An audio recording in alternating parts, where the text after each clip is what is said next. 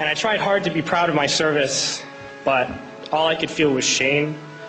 And racism could no longer mask the reality of the occupation. These were people, these were human beings. I've since been plagued by guilt anytime I see an elderly man, like the one who couldn't walk, who we rolled onto a stretcher and told the Iraqi police to take him away.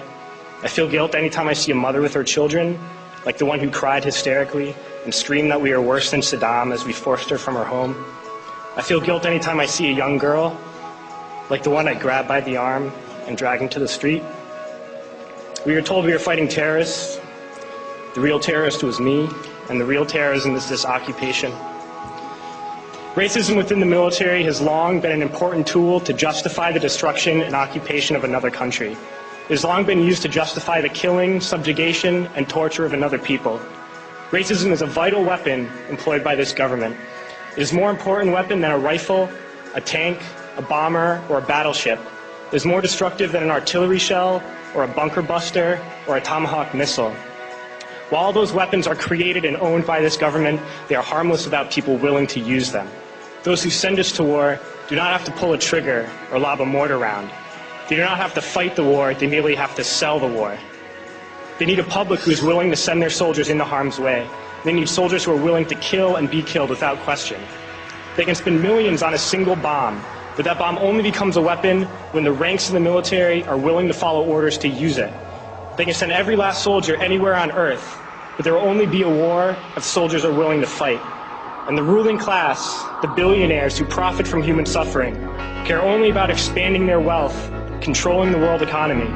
Understand that their power lies only in their ability to convince us that war, oppression, and exploitation is in our interest.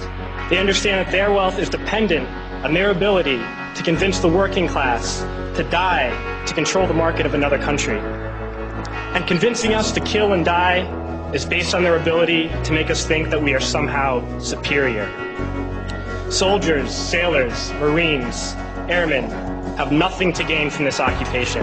The vast majority of people living in the U.S. have nothing to gain from this occupation. In fact, not only do we have nothing to gain, but we suffer more because of it. We lose limbs, endure trauma, and give our lives. Our families have to watch flag-draped coffins lowered into the earth. Millions in this country without health care, jobs, or access to education must watch this government squander over $450 million a day on this occupation.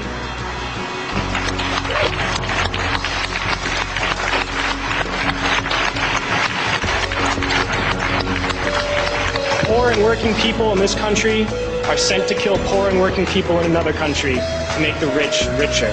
And without racism, soldiers would realize that they have more in common with the Iraqi people than they do with the billionaires who send us to war.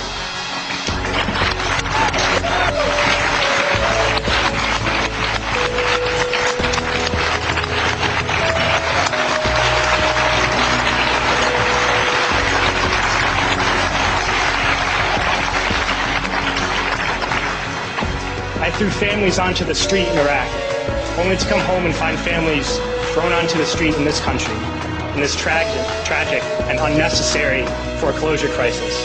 We need to wake up and realize that our real enemies are not in some distant land.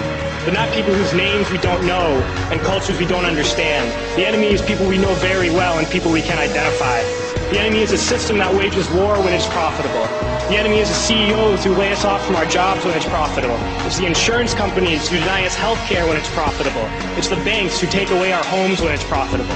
Our enemy is not 5,000 miles away. They are right here at home. If we organize and fight with our sisters and brothers, we can stop this war, we can stop this government, and we can create a better world.